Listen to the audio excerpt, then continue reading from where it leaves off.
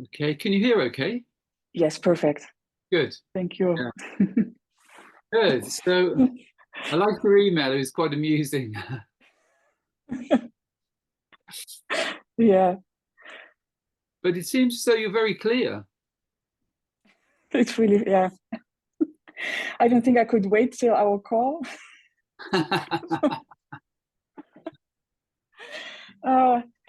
I don't even know where to start, but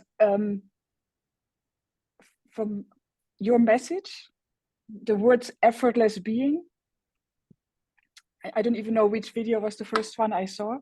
Mm. And as it is always very often the case when you hear truth that you can't remember it. Yes. Or, right? You don't know what you heard. But the word effortless being, it just struck right inside, because I had been trying so hard for so long, and I had been close, all of those things. I can talk about that in a second as well.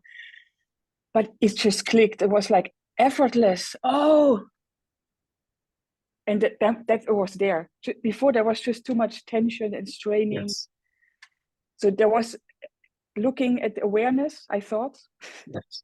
Yeah. But it was so tense, and it's yeah. Oh, I can't. Yeah, I have been. I don't know, for a couple of days already. I've been looking for problems, and I've also been. I'm checking if Rommy is still there somewhere, but it's not there. It's really. It's really unbelievable, and yeah, I was just thinking before our call. That's also funny because I didn't prepare, which normally I would. So I would be anxious as well. I'm also. I am. Well, personality, I would say, is more of an introvert. Yes. So phone calls, I don't like phone calls. All of that. I play the role well at work. It's part of it, but normally there would be some level of anxiety. Yeah. But there was maybe one or two clouds quickly, but it wasn't. There's just nobody there that normally would be worrying. Fantastic. And that's really amazing. Yeah. And what I wanted to share, it's really funny, but the talk you had with Krista Ruffoni. Yes. Yes.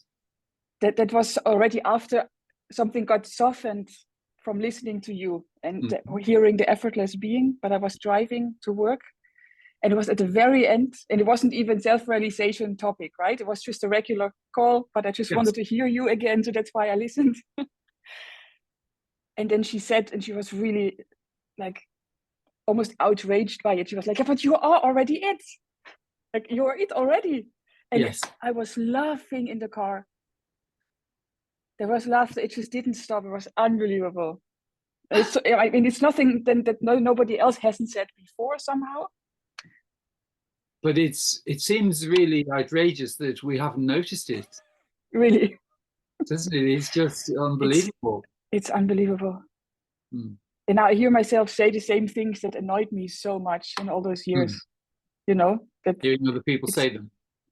Well, yeah, that it's so simple and that it's so obvious and it's in your face, and it wasn't. And I still get this thought sometimes that it's so mean, that it is so complicated as well, because there's so much suffering going on, really. Yes. I mean, it's... Yeah, well, there's a reason for that, actually. Yeah. Is there? Yeah. Which we can have a little chat about. Oh, yeah. Yeah. Oh, yeah, that it would be... Yeah. So how do you feel in terms of... So when do you feel that clarity came? How long ago was that? Was it a few weeks ago now? Yeah, it was just after I emailed you. Wow, amazing. Well, yeah, so end of November, I think, somewhere there. That's great. It's quite often like that. It's as though there's a real commitment, and then it can just happen. Just it shows up then. Yes. Yeah. That's fantastic. It is fantastic. And how have things been since then? It's not too long, but maybe in the last couple of weeks or so. Yes. It's really interesting because it's like I have to talk to you about the movie. Like I have to tell you what the movie was about, which is always boring.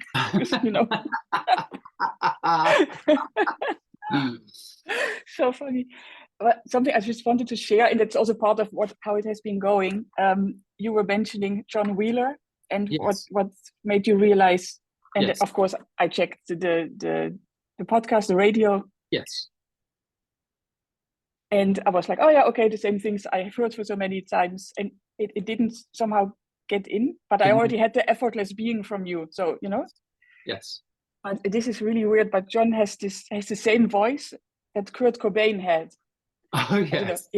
Speak like talking. It's the same voice, it's the same intonation, it's the same accent. I can't even explain. It was just, I don't know why that's important. I just have to tell you somehow that I was so perplexed that it really sounds literally like him, that somehow something hooked to the voice. And it's a really beautiful voice. It's really clear. Yeah. And where I have the feeling are more like patient and soft, and you also go along, like you take people along on wherever they're coming from. Yes. It's all allowed, let's say. It's all, but you do get to the point. Yes. And he is somehow more ruthless. Back to it, back to the thing, back to, I don't care, back. Yeah. And somehow I also needed to hear that. That's good. It's incredible. It's great you've recognized that distinction. Yeah. It's beautiful. The legacy is still there, because quite a few people have realized from watching that or listening to the podcast. Incredible. But everything else he does with Charlie Hayes, and I've seen everything that's there on YouTube, let's say. But it's really incredible. It's wow.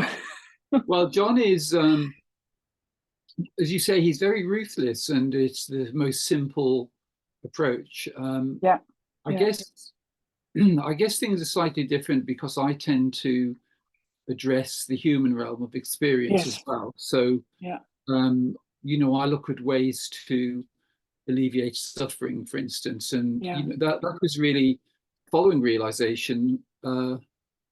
There was a recognition that it wasn't quite what I expected, because we always felt that with realization it would be the complete end to suffering, but the invitations continued, and so that gave rise to a question. And the closest solution I'd found prior to that was Eckhart Tolle's concept of the pain body. That we can, that there are these kind of energy frequencies which we can align with, and then we have that experience. And I looked more deeply into that, and then discovered ways to be able to transform things. And but it's all come effortlessly. That's the great thing. It's just sort of revealed itself. But it makes a big difference, because my feeling is there are two aspects. The one is, which you've noticed, is self-realization. Really, when you see it, is utterly simple. It's just a case of mistaken identity. In that it's really that effortlessness is the foundation, and then effort is an option. But because we're all so engaged in effort, then we overlook the effortlessness. And it is quite, and also it's something that's emerged in the past couple of years is the distinction between impersonal being, which we rest as always, and personal mode of experience, which is optional, as you say, the movie. Then in that distinction, then there can be realization quite easily too, because once impersonal being or impersonal awareness is seen, then it's seen to be distinct from the personal realm. So that results in realization. So, but that's amazing. So in the past couple of weeks, has it been fairly smooth for you, or have there been one or two little invitations into old movies? Too good to be true, I would almost say, which already shows you where the little thought might come in. Yes. Like, like I made two lists. One is from Effortless Being, and the other one is from Rommy. Oh yes. And just somehow it had to be written. And whenever I feel like really soaked into effortless being, because sometimes it's there more. I don't know. Yes. It's felt more, especially if there's no distraction from people, which is something I want to talk or ask you about. Yes. But then I write down effortless being has no attributes, but it has certain feelings like freshness, newness, aliveness, joy. Yes. Lighthearted, all of those. That I write it as I feel it. And on the other hand, I wrote down all the triggers, all the good old, the invitations. These are the hooks. These are the invitations. So not only when they came, but also when I just remembered, like, oh wait, this is one that might come at one point. So let's already write it down. What has come? Oh yeah. So if they did come up sometimes, for now still, it has been just recognized as, oh yeah, there's this one. Yes. Yeah. And what has helped me so much from you is, and that's really something I have never seen before, it's not my thoughts. Yes. This one is huge. It's huge. Yes. First I was like, yeah, right. That's, it can't be. That's nice, but I know my thoughts and they are very personal and they are, blah, blah, blah, wherever they're coming from. And then I thought, let's entertain it because I trust you. I know what you're saying is correct. I know it. I know it's, I recognize it. I remember it. Yes. So I thought, let's give this one a try. And it's really funny. It's that's it. I mean, it's not my thoughts. So if it's not my thoughts, I don't need to do anything with them. No. And that includes suppressing or fighting them, which is what I did in the past. Yes. Well, it's wonderful you've recognized that because that can be quite a stumbling block for many people who've been involved in things like releasing and welcoming and those kind of things, because they tend to reinforce the personal realm. Yeah, that for sure. And something I've always misunderstood, and I don't know how, because now when I'm reading books again, I think, oh, they already said that, I think. But I also thought that self-realization means you don't have thoughts. And as long as you have thoughts, it's wrong, it's not fully blah, blah, blah, or, Yeah. And that has also kept me for years. Like after the Gangaji thing that I mentioned in my email. Yes. Yeah. That was the one. Yes. The moment thoughts came back, it was like, oh my God, there we go. I lost it. Or it was just a momentary experience. It wasn't real or. Yes. Yeah. So, but to realize, but I had to hear it from some sort of authority, with the conviction that you have and that John also has clearly. Yes. Yes, there are thoughts. So what? Yeah. Yeah. Yeah, exactly. Well, effortless being is the foundation, and then thoughts can come and go, but it doesn't matter whether they're there or not, really. Yeah.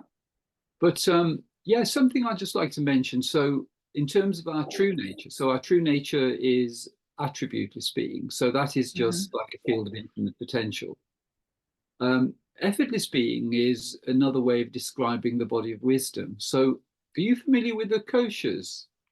Yes, from the videos, From the videos, that's great. Yeah. So it's really that we all remain as attributeless being, which is really just awareness aware of itself, or the knower, the means of knowing in the known. And then the first amendment is the body of bliss, which is just awareness aware of infinite bliss.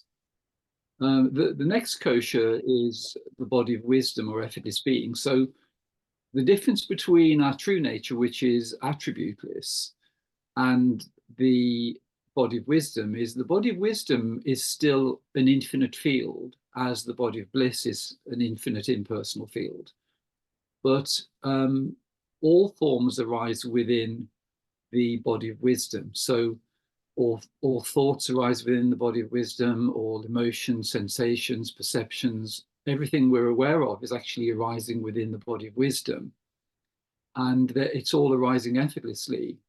It's just that because we were conditioned to engage the mind, then the mind's become involved and, it complicates everything. But the simplicity is effortless being, the difference between one's true nature and the body of wisdom is one's true nature, there are no forms arising. There is just awareness aware of itself.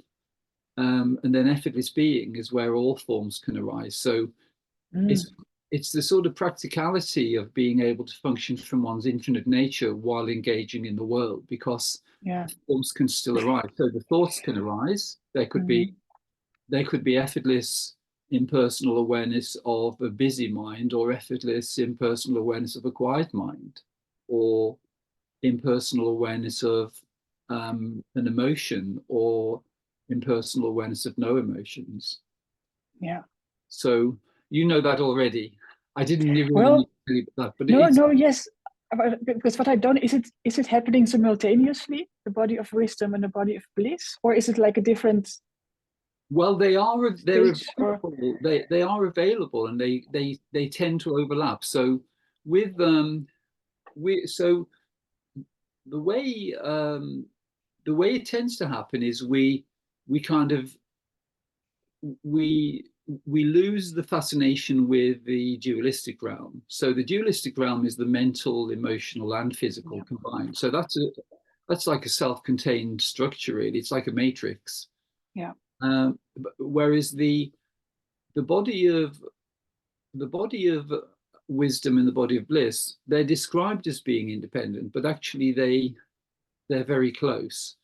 And so if we take what you're able to do is just remain as effortless beings. So there is it takes no effort to be. It's what we are before anything is arising, really.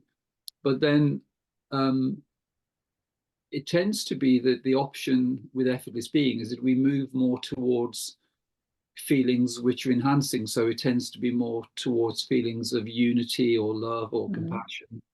And then things like creativity or inspiration, intuition, synchronicities come through, telepathy. So all of those things can arise in the body of wisdom.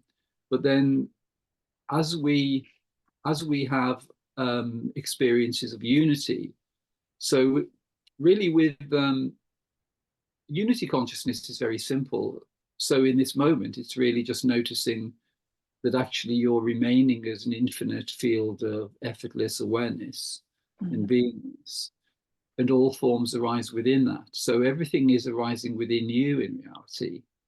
So even though we've been conditioned to believe that the one form is Rommy and the other one is David, but from impersonal effortless awareness, it's just an infinite field of awareness and beingness within the oneness. That actually you just experience them as arising on the same ocean of awareness. Did you lose any of that then, Rommy? The picture froze a little bit then. The picture froze, yeah. Okay. I lost it. That's okay. But did okay. So do you feel that you can see that forms just arise, and they're all arising within you in reality? That because you're the infinite field of awareness, which is effortless. And one of the forms appearing in that is the body mind of Rommy. But but all forms are arising within that same ocean. So all human beings, all animals, all trees, everything, the whole universe, all dimensions are arising within that single infinite field, which you've always remained as. That one I have maybe 40% of the time, especially when I'm listening to you or when I'm looking for it. Yes. Is it is there being? Am I aware of being? Is there awareness of being? Yes. Then it's right there. Yes. But that's also one of the questions I had. Like, what has stayed the whole time is that truly there is no me. Yes. That one has not shifted. That I can say from experience. That I really can't find it, which is really funny. Yes. So sometimes I just look to just to give me a giggle. Yes. Or, and also to test, I have to admit. Yeah. And the other one, that's why the question, like, what do I do so as not to grasp or cling to it? That it's like a beautiful experience, which I want to have all the time. Yes. But I notice I make an image out of it, and then it's not it. So right. I'm not there all the time. That one, what you said, I know it, but it's not there all the time. Well, it's what you describe is the truth, really, which is that the absence of the false self or the me is realization. So it's just existing in your true infinite nature. It's, as Nisargadatta says, remain as the I am. When he says that, he means the I am actually is the infinite impersonal being. So we remain as that because we never actually became the me. There's never been a me. No. But the difference between what I was explaining, which is unity consciousness experience, that's available, but it isn't something you need to try to stabilize, because actually the ability to function in the different modes, whether it's in the personal realm or whether it's whether it's in unity consciousness, that gives variety to experience. So we don't need to feel as though we need to try to stabilize them. In fact, any desire to stabilize that kind of experience actually puts us, it's a kind of backdoor into duality, because we're back into trying to stabilize something and then disregard something else. So the key is always effortlessness, because effortlessness just enables us to just remain as we are. And then it doesn't really matter whether we're, sometimes it depends on, as you've noticed, I'm sure, being alone is, just remaining as effortless being is just so absolutely simple. When we engage with people and they're talking to us from a sense of individuality, then we have to engage to some degree with that conversation, because we can't impose realization in that way. No. So, but it's just really being easy about that. And what you'll find is that sometimes you'll sense there's no receptivity, and then other times you'll sense that there is receptivity, so you can open the conversation up a bit. And you'll just know that intuitively, really. That's right. Great. That is a little something I did want to ask you, because what I said in the email, that many years ago I went to the satsangs as well of Eli and Gangaji, so from the Ramana Maharshi, etc., which was great. And I also now notice how great this, what you're doing. The one-on-one is something that is just, that just works better, I think, for a lot of people.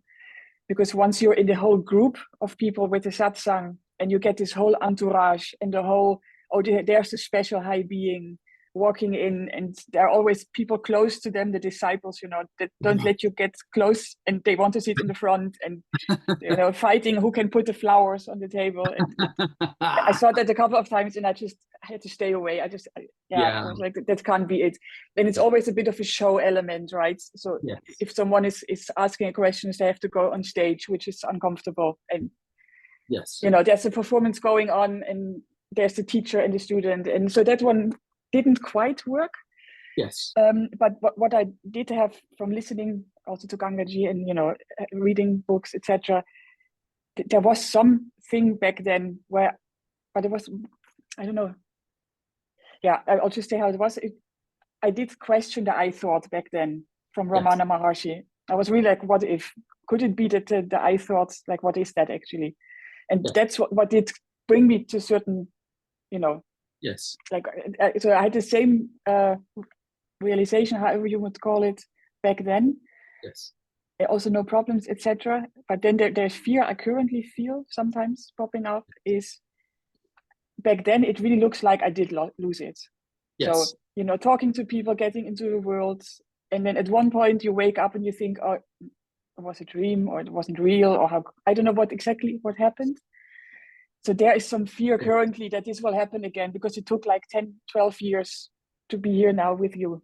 Right. So, Well, actually, you can't go back once you see it, because um, there's a sequence really, which is the infinite self is revealing itself to itself. So the way it does that is it leads us through different forms of knowledge and experience, and it can only be in that particular direction and that particular sequence, because the perfection, if you look back to see the way it's been a kind of unfolding in a way to realization, the self has revealed itself to itself. So the interesting thing with, say, Ramana Maharshi in that tradition is it doesn't really make the distinction between impersonal being and the personal realm of experience. So the way it can appear as though you lose it is because the distinction hasn't been made clear between the personal realm of experience and impersonal being, because at that stage it's still, because they're using questions like who am I, who am I is actually reinforcing the personal, because it should really be what am I, because it's a what rather than a who. That's so true. So I don't know how anyone realizes their infinite impersonal nature as a result of asking the question who am I, because it's asking the wrong question. That's right. So that's how it appears as though it comes and goes, because there is, what was there is the clarity of realization, and it was realization of impersonal being. But because the distinction between the impersonal mode and impersonal being hadn't been clarified at that stage, then it seems as though the individual has lost something. Because everything at that stage is still experiential, and it relates to the individual rather than the realization of your infinite impersonal nature. So this time you can't lose it, because it's knowing that the foundation of effortless being is just totally permanent. Once you've seen that, you can't go back to believing that you're an individual again.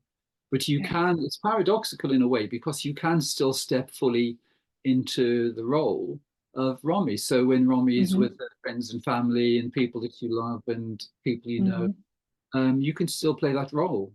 You never become Rommy, but you're still very proficient at playing that role. Even more proficient. Well, I don't care. Well, that's the fantastic thing, isn't it? Because we set free, because all of the things we're conditioned into, which is the idea that we have to maintain this personality and we have to maintain certain kind of virtuous behavior and this kind of thing. I mean, generally, obviously, from unity consciousness, life is totally harmless, really, because you see everyone as oneself. So, the general principle is that you do no harm whatsoever. There can sometimes be situations where you need to appear to be angry, or you need to be firm, with people, and that's just absolutely fine. But there isn't any amendment. It's just being totally what you are, and then Rom is set free. And it becomes a lot of fun then, because lots of aspects.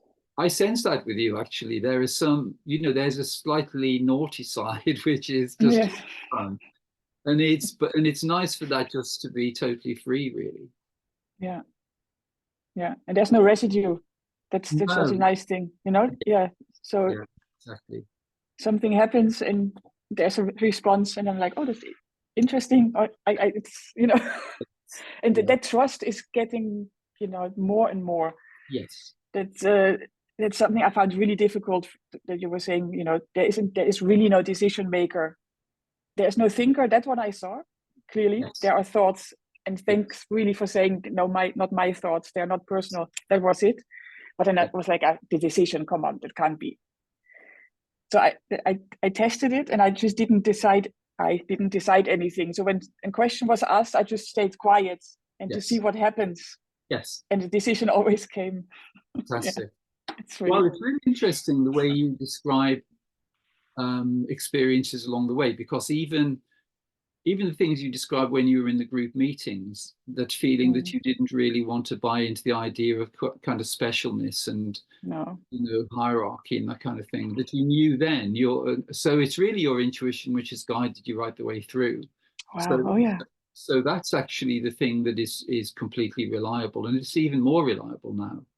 Yeah. But yeah, the thoughts, that's a different realm really, which we can have a look at. But it's just a matter of the sequence really. We've got as much time as you want, so thank you. We can address everything really.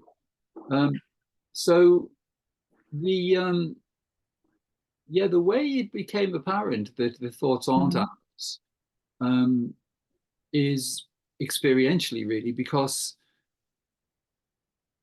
when we see effortless being as the foundation and that we can function from there, then you realize the dualistic realm is optional. So you see that the mental realm, which is the astral realm, the emotional realm, which is the etheric realm, and then the physical realm, they're a kind of construct. It's like a self-contained system operating in there. So that's the dualistic realm really, whereas unity exists within effortless being and within the body of bliss. So once you've seen and realized that you are resting as effortless being, then it's possible to enhance one's experience, because the ability to gravitate towards bliss rather than towards the conceptual realm is something which you realize is easily available to you. So it's happening. I sense it's happening already with you. So the experiences, like the sense of freedom you have, as you say, where you don't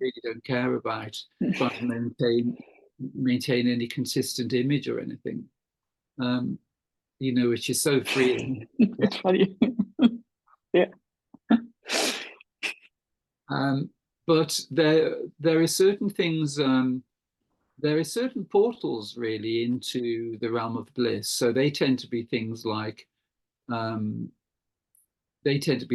intuition, but quite often it's to do with the sort of more refined feelings. So things like love and compassion and unity, because if you think that bliss is the furthest away from the dualistic realm in a way, so it's moving away from anything conceptual and just onto the sort of finer feeling level, which is that's just kind of arising, and you just kind of feel that. Interestingly, with quite a lot of people as well, I've spoken recently with some people who are sound therapists and people who are professional musicians, and it tends to be that music can be a portal in that way. So there's an Indian word which is ritam, which means, well, ritam means truth really, but the ability to experience in a more refined way is something which comes where the mind and the five senses are operating simultaneously. So as you were saying, there's something, you are accessing that to some degree when you mention Kurt Cobain and John Wheeler. There's something there that you're sensing. Yeah. And but you can also experience it in music. So with or with poetry, it can happen in lots of sensory ways. It can be triggered with a smell, for instance. The way people generally who aren't aware of their infinite nature have those kind of experiences, it tends to be through triggers. Quite often it can be like a memory. For instance, when you were, say, I don't know, 14 or 15, you could have had quite an intense experience, and playing in the background was a particular piece of music. And if you're just not on your guard and it comes on the radio or something, then it can put you straight back into that space, and then you can have that, you can kind of relive that experience on the level of the five senses. So you can, the images, the feelings, the emotions and the sensory experiences of that moment just come back to you. Yeah. But those experiences can develop more from effortless being, because they're actually arising within the body of wisdom, and they're much closer to the realm of bliss. And in a simple way, the thing to know is that the conceptual realm is quite mundane in a way, because if we're entertaining concepts, they tend to be well, as Lester Levinson says, every concept is a limitation, so they can be quite bland in some ways, whereas following the feelings much towards the body of bliss, there's much more enrichment there, and it's totally effortless. So it's almost like surfing. You just kind of get to kind of feel your way through things, and it's probably easier for females than males, because males, the way the male mind is structured, it tends to be much more, the conceptual aspect seems to be more predominant, really. Yeah. So, but yeah, that's great. But the dualistic realm, there are different ways to explain it, but the dualistic realm is distinct from our infinite nature. So what you could say is the intelligence coming from one's infinite nature is divine intelligence or God's intelligence. So it's a combination of infinite intelligence with infinite love. Whereas the intelligence operating in the dualistic realm is quite often a combination of things like intelligence and fear. So the way to see the dualistic realm is it's more like a big computer game in one way, because the rules that are in operation in the dualistic realm are quite different to the ones in unity. So in the body of wisdom and the body of bliss, they're both effortless, whereas effort predominates in the mental, emotional, and physical realms. If we take the mental realm, so the mental realm is something we've been conditioned into since childhood.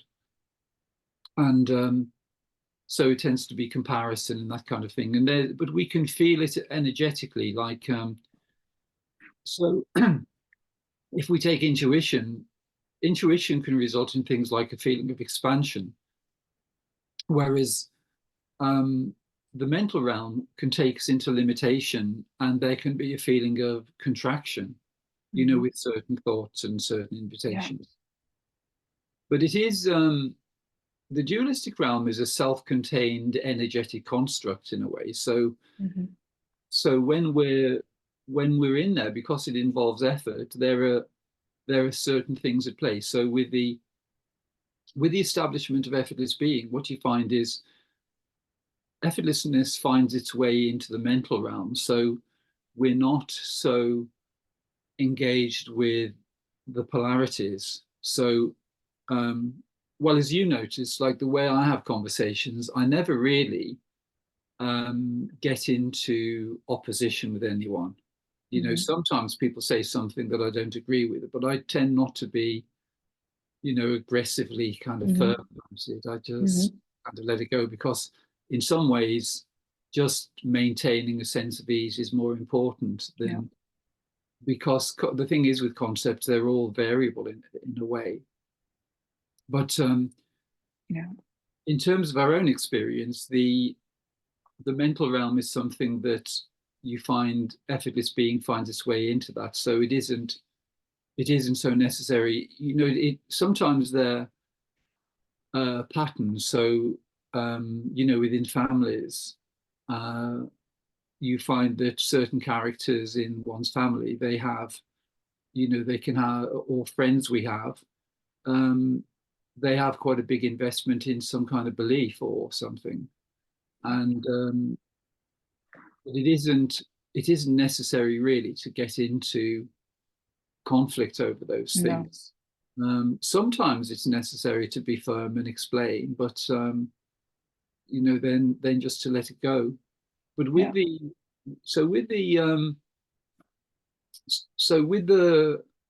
mind, so once the mind becomes easier, because we don't have to kind of the mind prior to realization is it's quite often reinforcing the sense of illusory self. So it's a set of beliefs, really. In the early days, definitely one-to-one conversations were much more effective, because if you're having a conversation there, it's a sort of energetic, there's an energetic component to the conversation, but also you can sort of help to fine tune certain things so that it becomes clear. Whereas if it's group meetings, it's very difficult to do that, because all the questions are coming from individuality, really. So there isn't any, you can answer the questions, but they're not actually leading to the realization. No, that's true. It's an endless game. Yeah. Ping pong, something. Yeah. I noticed. But, in terms of the solution and in terms of your role, it's really knowing that the infinite being knows how to resolve everything. And so just being available, really. So it isn't that you need to plan anything or that you need to create anything on a mental level. It's whatever inspiration is required and whatever way you serve, your infinite nature, that'll be delivered to you. Really, the only thing of value is just being in service to one's infinite nature, and because that's when everything is just on the most amazing level, because everything is taken care of. You sense, with infinite intelligence, the way it guides exactly the right people for a conversation. It regulates the number of people coming so that one isn't overburdened, and you can just see that. So the priority really is in. And this makes sense in a way, because when you know that effortless being is what you truly are, then life should be joyful. So with every aspect of your life experience, any area where you can prioritize a sense of ease and lightness and joy, not, feel overburdened. I think, guilt is one of the things really. Yes. Plays a big part in people's lives. The more self-respect there is, and the more balance and prioritizing a sense of ease and lightness and enrichment in your daily experience, then that's the best way, because everything can happen, because everything of value comes from effortless being. The more closely we can align with effortless being in our daily experience, the less friction there is in the delivery of what we need to come from our infinite nature. That is something I had to hear it from you. That would have never, I don't think it would have come up. It's probably also the German conditioning. You can't, you can't relax. You have to work hard. You have to earn everything. That, if anything good should happen to you, you have to work hard for it. All of that. It's quite some, and of course the eternal guilt you're already born with. Yes. It's really, So that one. Thanks for saying that again. The effortlessness, the ease. That's right. That is right. It should be. Life should be like living in the Garden of Eden, where everything is easy. It's balanced. You have time. You never do anything out of fear. Never do anything with a sense of hurry. Just do it in a nice, calm way, and then you find everything just clicks into place, because it's that alignment with effortless being, on the human level, which enables effortless being to come to the fore in one's experience. Whereas if we're in the realm of effort, then it's like, it's creating friction, really. So the flow from our infinite nature isn't so clear then, really. No. It's impossible. It's hopeless, really. You can't. Really, truly. I've been there for really. Yes, it's incredible. It's just now reading, for example, Being Consciousness Bliss. It's completely clear. It makes total sense. Can't be any other way. If you're aware of being, there is bliss. That's it. It's a consequence. But if you don't know that and you're looking for bliss, or at least alleviation of suffering, that would be nice. And then reading those old words again, and all of a sudden, like, how can you miss it? It's so true.